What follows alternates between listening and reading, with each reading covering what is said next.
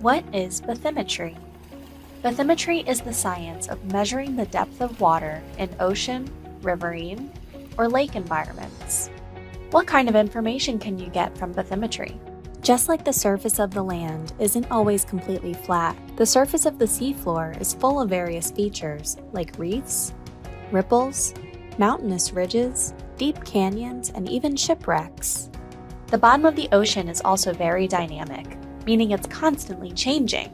Bathymetry data provides scientists not only with a depth measurement, but also a picture of what the seafloor looks like. This can provide information about current and past conditions, what kind of substrate or the material that exists, and if there are any hazards for vessel navigation, among other things. How do you collect bathymetry data? Measuring water depth is not a new concept, but the way we do it has evolved over time. Historically, scientists would lower a lead weight attached to a rope over the side of a vessel to record the depth of water. Today, we use active sonar or sound navigation and ranging. A transducer emits a pulse of sound into the water column, which then bounces off the seafloor and then returns to the transducer, just like an echo. The time it takes for the sound to travel through the water column is recorded and then calculated to provide a depth measurement. Scientists at the U.S. Geological Survey St. Petersburg Coastal and Marine Science Center primarily use two types of sonar transducers: single beam echo sounders and multi-beam echo sounders. A single beam transducer repeatedly emits a single pulse of sound directly beneath the vessel, providing a single depth measurement along the traveled track line. A multi-beam transducer repeatedly emits hundreds of pulses of sound in a fan-like fashion beneath the vessel, providing a large swath of depth measurements perpendicular to the vessel's track.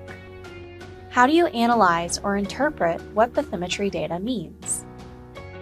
After the survey vessels return to the dock, the data acquired is imported into a suite of special computer programs which allow scientists to analyze and interpret the data.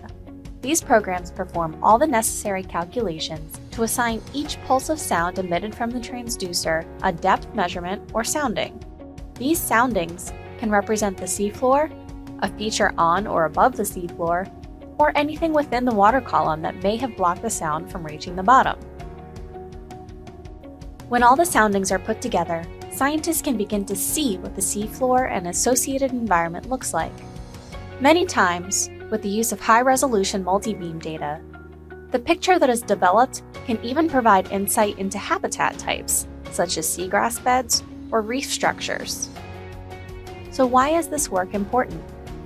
Our oceans, rivers, lakes, and waterways make up a large portion of the Earth's surface, but only a small portion has been mapped with enough detail to be useful.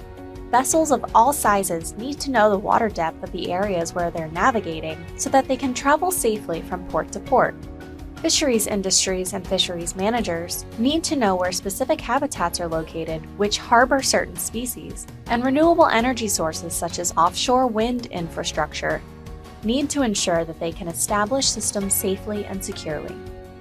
Here at the USGS St. Petersburg Coastal and Marine Science Center, we are using bathymetry data to map changes in barrier islands and nearshore environments. This allows our scientists to better understand the seafloor and the associated environment, recognize changes, and provide predictions about how the seafloor, coastal environments, and coastal hazards may change in the future.